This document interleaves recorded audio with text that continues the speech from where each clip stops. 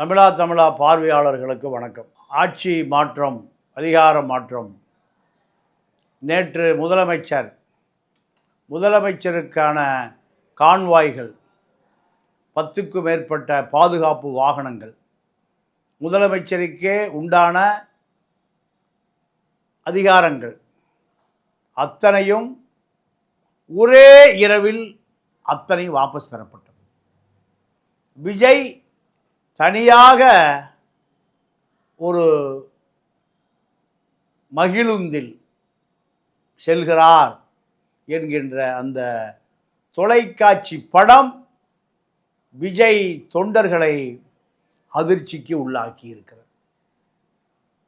முதலமைச்சர் பதவி பிரமாணம் எடுத்துக்கொள்வதற்காக போடப்பட்ட நேரு ஸ்டேடியம் பந்தல் பிரிக்கப்படுகிறது.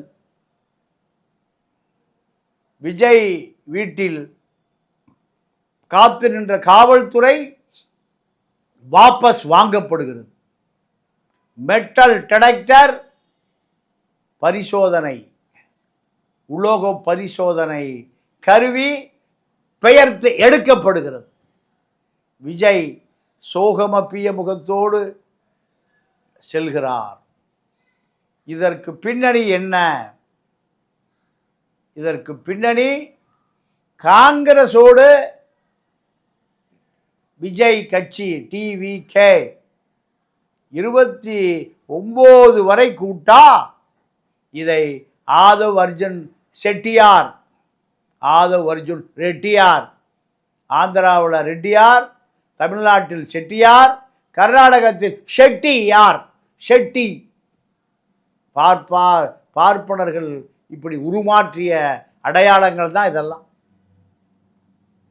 இப்படி மாற்றியதற்கு காரணம் காங்கிரசினுடைய 5 சட்டமன்ற உறுப்பினர்களுடைய ஆதரவை பெறுவதற்கு இந்த கூட்டணி 29 வரை தொடரும் என்று அறிவித்ததனுடைய பின்னணி தான்.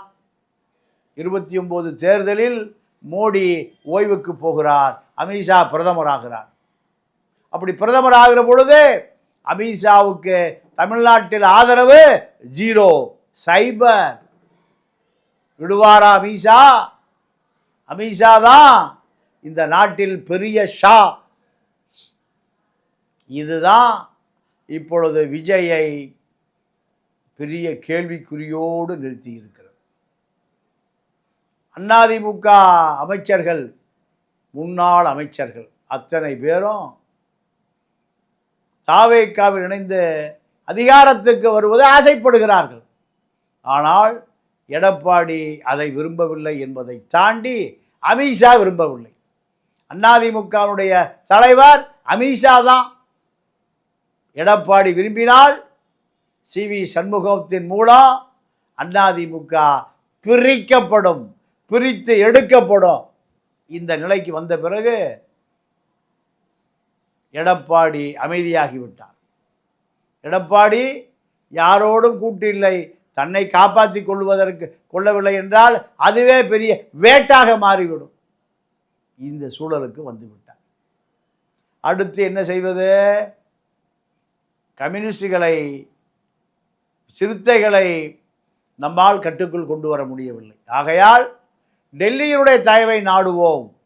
ராகுலோடு விஜய் பேசினார், எங்களை எப்படியாவது காப்பாற்றுங்கள், உங்களோடு கூட்டணி வைத்துக் கொள்கிறேன் என்று சொன்ன பிறகு நாங்கள் பிரித்தடிக்கப்படுகிறோம், நாங்கள் அனாதைகளாக்கப்படுகிறோம், பதவியேற்கிற பந்தல் பிரிக்கப்படுகிறது, காவல்துறை கலைந்து போய்விட்டது. ஆகையால் மல்லிகார்ஜுன கார்கே வழியாக சிறுத்தைக்கு சமாதானப்படுத்துங்கள். கம்யூனிஸ்டுகளை அகில இந்திய CPI மாநில தலைவர், மத்திய தேசிய தலைவராக இருந்த டி ராஜாவை கொண்டு இங்கு இருக்கக்கூடிய 4 கம்யூனிஸ்டுகளை சரி செய்து கொடுங்கள். இப்படியான கோரிக்கை டெல்லி வழியாக தமிழ்நாட்டுக்கு வருகிறது. இந்த சூழலில் ஸ்டாலின் அவர்கள் அத்தனை பேரையும் சந்திக்கிறார். நாங்கள் உங்களை பணத்தை அள்ளி கொடுத்தோம், கொட்டி கொடுத்தோம், எங்களுடைய திமுக தொண்டன் உங்களுக்கு வாக்களித்தான், எங்களுக்கு துரோகம் செய்துவிட்டு காங்கிரஸ் செய்த துரோகத்தை விட பெரிய துரோகத்தை செய்துவிட்டு நீங்கள் எங்கே போகிறீர்கள், எங்களை நடுத்தருவில் விட்டுவிட்டு என்று திமுக கெஞ்சுகிற பொழுது இன்று திருமாவளவனும் கம்யூனிஸ்ட் தலைவர்களும் சந்திக்கிறார்கள். அப்படி சந்திக்கிற பொழுது நாங்கள் என்ன செய்வது? மல்லிகார்ஜுன கார்கே எனக்கு அழுத்தம் கொடுக்கிறார், தலித்துக்களுக்கு துரோகம் செய்யாதே. விஜய் கட்சியில் 40க்கு மேற்பட்ட தலித்துக்கள் வெற்றி பெற்று இருக்கிறார்கள். ஆகையால் தயவு செய்து நீங்கள் எங்களோடு வாருங்கள், எதிர்காலம் இருக்கிறது, விஜய்க்கும் எதிர்காலம் இருக்கிறது என்று மல்லிகார்ஜுன கார்கே திருமாவளவனிடம் ஆலோசனை செய்கிறார். ராகுலுடைய அழுத்தத்துக்கு இணங்க டி ராஜா சிபிஎம் சிபிஐ 2 கம்யூனிஸ்டுகளை தொடர்பு கொண்டு உதவி கேட்கிறார். பேபியை சந்தித்து உதவி கேட்கிறார். இந்த உதவிகளெல்லாம் மறைமுகமாக நடந்து கொண்டே இருக்கிறது. இதன் மூலம் மீண்டும் விஜய் அதிகாரத்துக்கு வருவதற்கு, ஆட்சிக்கு வருவதற்கு, பதவி ஏற்பதற்கு ஒரு லாபி உருவாகி கொண்டிருக்கிறது. இதில் தான் விஜய் நம்பிக்கையோடு இருக்கிறார், நம்பிக்கை ஊட்டப்படுகிறது. காங்கிரஸ் 5 வந்துவிட்டது, இன்னும் 6 தொகுதிகள். கம்யூனிஸ்ட் 4, சிறுத்தை 2, 6. கண்டிப்பாக உங்களுக்கு பதவி வெளியிலிருந்து ஆதரவு கொடுக்கிறோம். இப்படியான ஒரு நம்பிக்கை விஜய்க்கு ஊட்டப்படுகிறது. இந்த நம்பிக்கையில் தான் விஜய் நடமாடுகிறார். மனைவிக்கு செய்த துரோகம் விஜய் அனுபவிக்கிறார் என்று ஒரு தரப்பும் சொல்லுகிறது. இவ்வளவு பெரிய வெற்றியை பெற்ற பிறகு நீங்கள் அது ஒரு சாபக்கேடாக மாறியிருக்கிறது. விஜய் வெற்றி பெறுவாரா, தோல்வி அடைவாரா, ஆட்சி அமைப்பாரா, அதிகாரத்திற்கு போவாரா, ஆளுநர் ஆட்சி வருமா, அல்லது விஜய் ஆட்சி கலைக்கப்படுமா? இப்படியான பல கேள்விகள் இருக்கிறது. இந்த கேள்விகளுக்கெல்லாம் விடை ஓரிரு நாட்களில் தெரிந்துவிடும். பாஜகவுடைய கோபம் ஒரு முடிவுக்கு வந்த பிறகுதான் அந்த கோபம் முற்று பெறும். அது என்ன? கண்டிப்பாக விஜய் காங்கிரஸிலிருந்து வெளியேற மாட்டார். காங்கிரஸ் 29 வரை காங்கிரஸோடு தான் கூட்டணி. இல்லை, கூட்டணி 29இல் பாஜகவோடு கூட்டணி என்கின்ற ஒரு உத்தரவாதத்தை விஜய் கொடுக்க வேண்டும். இது சாத்தியமா? காங்கிரஸ் ஏற்றுக்கொள்ளுமா? இன்று கரையேறுவதற்கு காங்கிரஸ் தேவைப்படுகிறது. 5 சட்டமன்ற உறுப்பினர்கள் விஜய்க்கு தேவைப்படுகிறது. 29 பிறகு பார்ப்போம். இப்பொழுது காங்கிரஸோடு பயணிப்பது தான். காங்கிரஸோடு பயணித்தால் அதிமுக ஆதரவு கொடுக்காது. இவர்களுக்கு இருக்கக்கூடிய ஒரே வாய்ப்பு அதிமுக தான் விஜய்க்கு. அதிமுக விஜய்க்கு ஆதரவு கொடுப்பதற்கு ஒரு குழு தயாராக இருக்கிறது, இன்னொரு குழு மறுக்கிறது. ஆக இந்த எந்த குழுவை நம்பி அவர் ஆட்சியை அமைப்பது? இப்படி ஒரு பெரும் சந்தேகம். இதையெல்லாம் தாண்டி 6 மாத காலம் ஆட்சி அமைத்தால் செங்கோட்டையனை போன்ற ஊழல் அமைச்சர்கள், சிறையிலே அடைபட்டு கிடந்த குற்றவாளிகள், சேகர் ரெட்டி, மணல் ரத்னம், மணல் ராமச்சந்திரன், டிஎன் ஜெயமுருக, பிடபிள்யூ ஹைவேஸ் ஒப்பந்தக்காரர்கள், இப்படி பல பேர், படி காசுகள், இவர்களெல்லாம் செங்கோட்டையனை சுற்றி சுற்றி வருகிறார்கள். 2000 கோடி கொள்ளையடித்த செய்தித்துறை இணை இயக்குனர் எழில் இப்பொழுது எடப்பாடியை கலட்டி விட்டுவிட்டு இப்பொழுது பனையூரை சுற்றி வருகிறார். இன்னும் 2000 கோடி ரூபாய் எப்படி கொள்ளையடிப்பது என்று.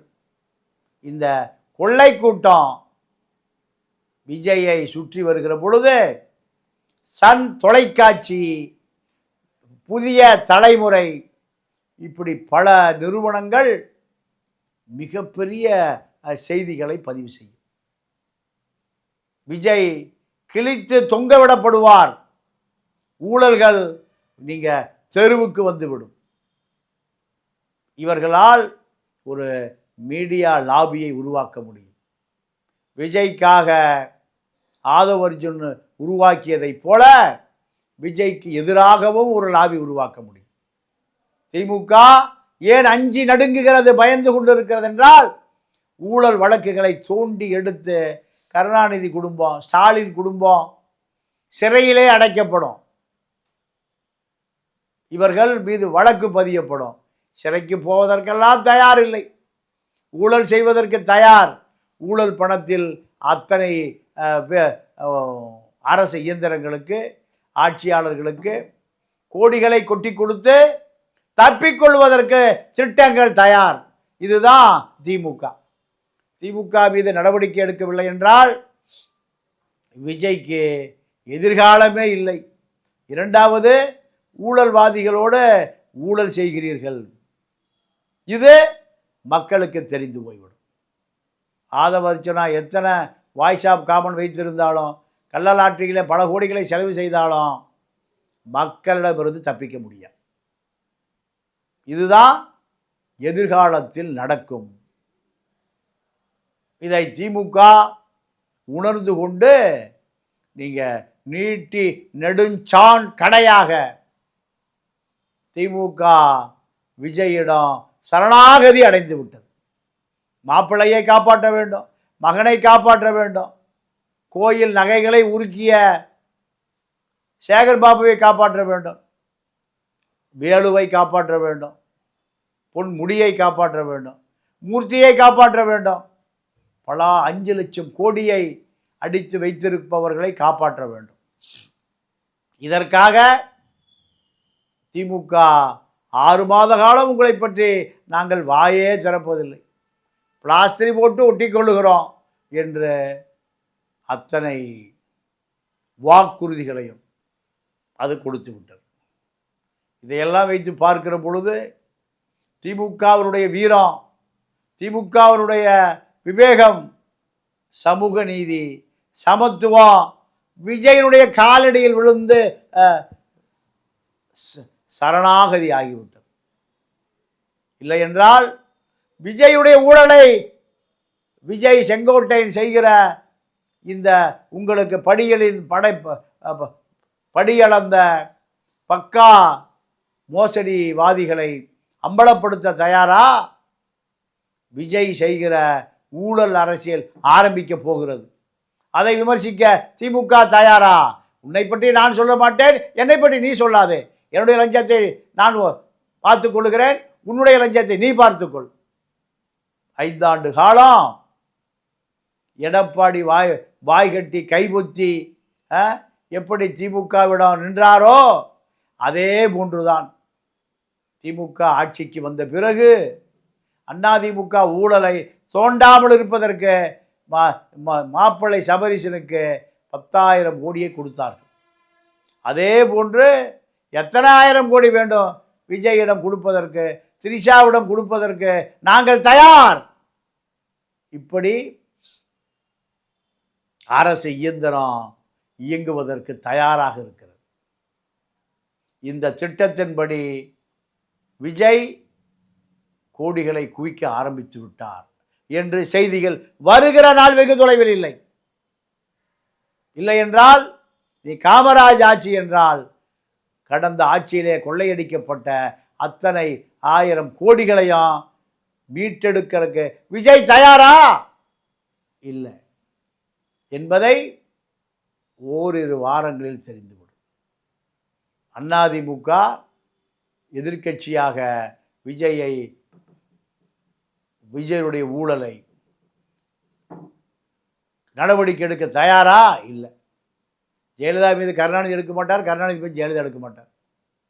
ஜெயலலிதா சொல்லுகிறவர்களை தன்னுடைய பாதுகாவலராக திமுகவே நியமிக்கும்.